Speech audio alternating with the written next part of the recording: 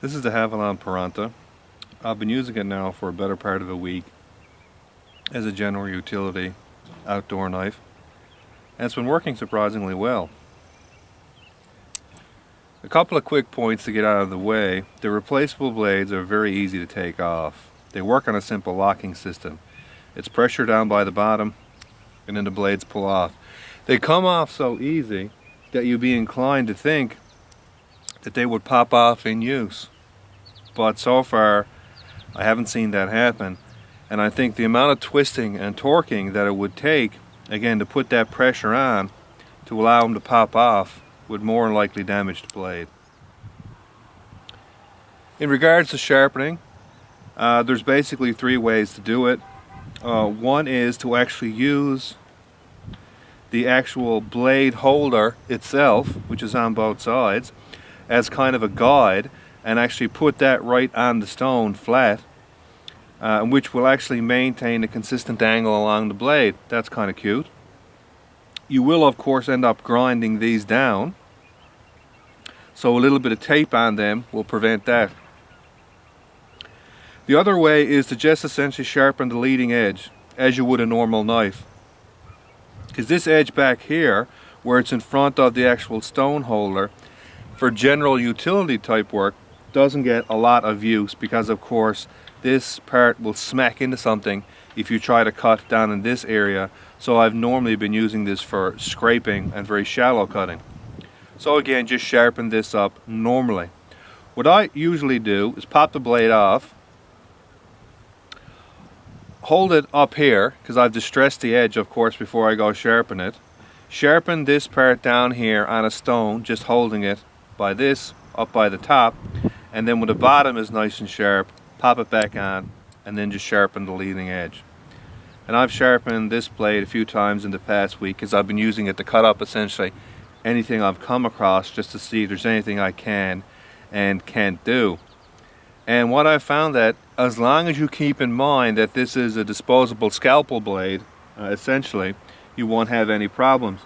Now the thing to keep in mind, of course, and this is where a little bit of physics goes a long way, when you're putting force on something, doesn't really matter if it's steel or whatever, the resistance or strength of the material is proportional in all the planes that are perpendicular to the force, but it's quadratic in the plane that's parallel to the force. And what that means is, if you press on the knife blade this way, laterally, the thickness, which is in the same direction of the force, is quadratic in influence of strength. The actual width is only linear. So that means if you were to make the blade twice as wide, it would be twice as strong if you're pressing on it this way. But if you were to make it twice as thick, it would be 4 times as strong if you're pressing it this way. So of course the thing to keep in mind is you don't want to really stress it back and forth because the blade is really thin. You want to stress it up and down this way because the blade is about 20 times wider than it is thicker, which means it's 400 times stronger this way, straight up and down, than it is this way, side to side. So even though it only takes a few pounds to actually bend it side to side, multiply that by a factor of 400, and again, very strong up and down.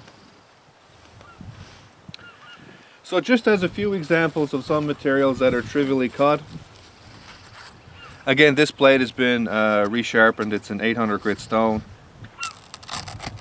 Again, what you have, of course, is basically a disposable scalpel.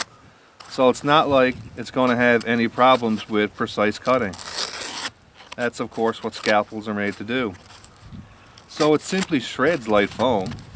And while this mightn't sound or look overly impressive, try to do it with your normal thicker folders and they can bind up. But this just zips right through it. Some more rigid foam. Again, the only downside is that you can't really cut in binding materials up around this area because that will simply bind on the material, of course, the actual blade holder. So for deeper cuts, you'll find you're making a cut on each side. There's a relatively thick piece of cardboard.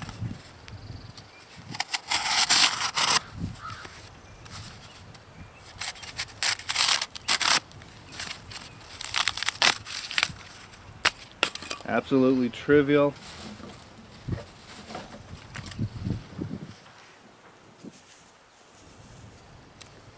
Again, ropes and such.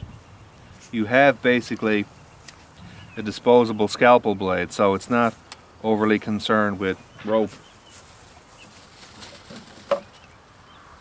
This is a screw tie. It's very similar to some of the plastic. Where you at, buddy?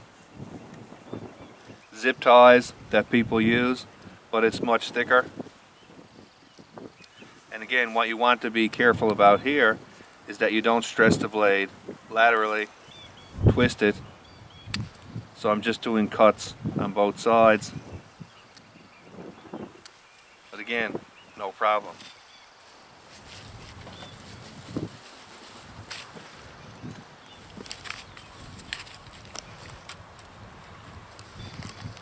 Plastic bottles. Very pointy tip.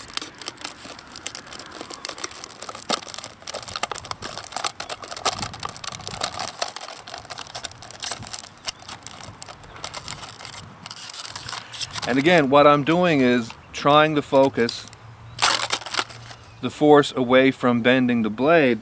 So of course, what I'm not going to do is hold a knife right like this and be cutting up with the point, because you'll end up snapping it off. So if I choke right up on it, I'm maintaining control of the tip, avoiding bending or flexing it sideways. And because it's so thin, of course, it just sails right through the plastic.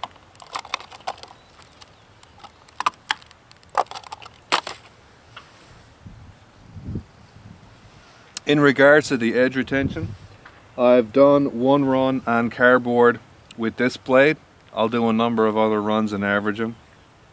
But so far, it's behaving exactly what I would expect for a Type 1 class steel, which is basically a low alloy, medium hardness steel, which is what I would expect this to be. This is probably something like a 3 to 5 CR 13 to 15 class stainless steel. Obviously, because again, it's a disposable razor blade. The handle is proving itself to be very nice. It's got a relatively decent shape. It's cut in here for basically your index finger and swelled down at the end to give you a bit more control. Yes, they could have refined it a bit more. The inside of the slabs could all be chamfered. The pocket clip itself, again, could be chamfered a bit more. And I think probably you could make an argument that for the price that they're actually selling this, considering the fact that what you're essentially buying is just the handle part of an actual knife, these are just disposable blades. If you look at, for example, some of the more inexpensive Spyderco knives, especially the Bird line, they're comparable to this in terms of price, and they actually have a handle and a blade. So I think it might not be unreasonable to expect a bit more out of this handle. The lock broke in very fast. When I first got it, the lock essentially engaged its own width, and it quickly moved across where it was about half engagement on the tang, but it's stabilized there and hasn't moved significantly in the last week.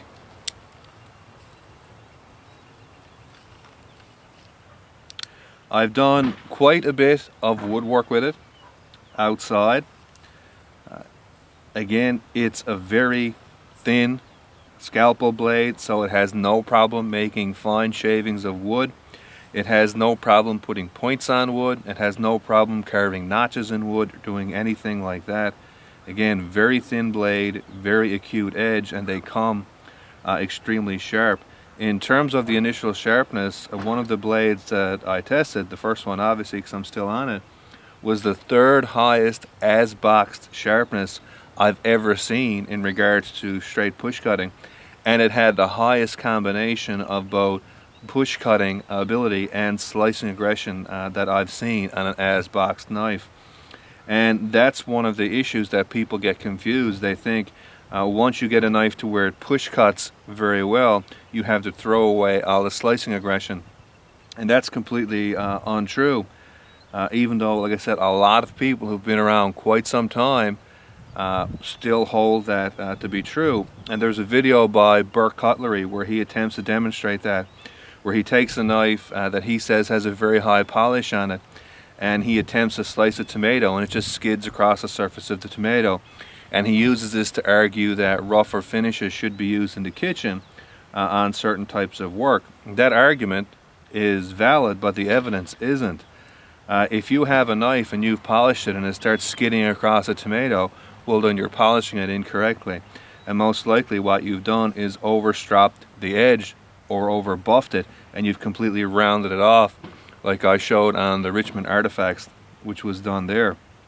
This knife comes with an as-box sharpness that can take a piece of hair and whittle it like you're making shavings from wood, but at the same time the slicing aggression is extremely high, so they've done very decent job on the sharpening.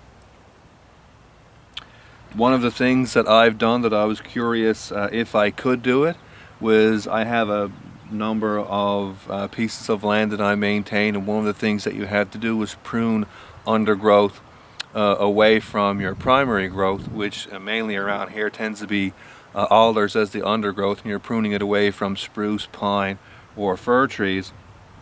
And all you do, of course, is you take the alders, you bend them so that they're under tension, and you slice through. I'm not going to argue that this is the best knife for this. What I normally would use is something that's a bit stronger, and here's a nice example. This is an Udopuco, and this blade has the necessary thickness, of course, that you're not really concerned about lateral flexing. So you just take the stick, you bend it, and you just push it through one forceful cut.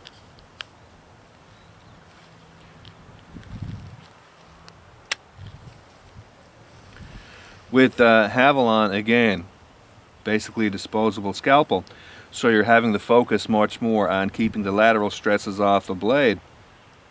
So thumb basically up on this part of the blade, because you can't push this through anyway, and doing more focused cuts. So it would take me sometimes, say, 5 cuts to cut the stick off, whereas again with the Udopuco, bam, 1 cut and you're done. But it can be done, and I had no problem limbing out the small sticks once it was done, stripping the bark off, doing any of that type of work. Again, you just have to keep in mind where the blade is so thin, you have to keep the forces off the lateral, and you have to keep them straight up and down as much as you can. Now, to be very clear, Havalon has an extensive warning list on the back of the literature that comes with this knife, and they say that's really not what this knife is made to do. And of course, the reason that they say this is because you do it without doing it very carefully, you're very likely to snap the blades off. So you wouldn't want them advertising the knife to be done like that and people complaining they were cracking blades off left, right, and center. But with a little bit of thought, like I said, a little knowledge of physics, is relatively easy to do it without snapping the blades off. So one of the things I'm going to be kind of interested in after I work with this a bit more is sort of what are the things that I can't do, that I find it very difficult to do with this because of the lower strength. And so far I haven't really found that to be a lot, outside of things which are obvious. Like, for example, you wouldn't want to try to dig a hole through a piece of wood with this. You wouldn't want to try to pry pieces of wood apart with this, again, because the lateral strength is relatively low. But focusing again on pure cutting type work, it's very capable, and it has basically a relatively, like I said, very nice construction overall. And they do have some details which weren't immediately obvious when I picked it up and looked at it. For example, the disc opener is a very nice natural thumb rest. And again, putting your thumb up on the blade and cutting with this section up here reduces your chance that you're going to snap this off, because you're putting your thumb or your pivot much closer to the blade and reducing essentially your lever arm, which is what's going to cause it to snap off.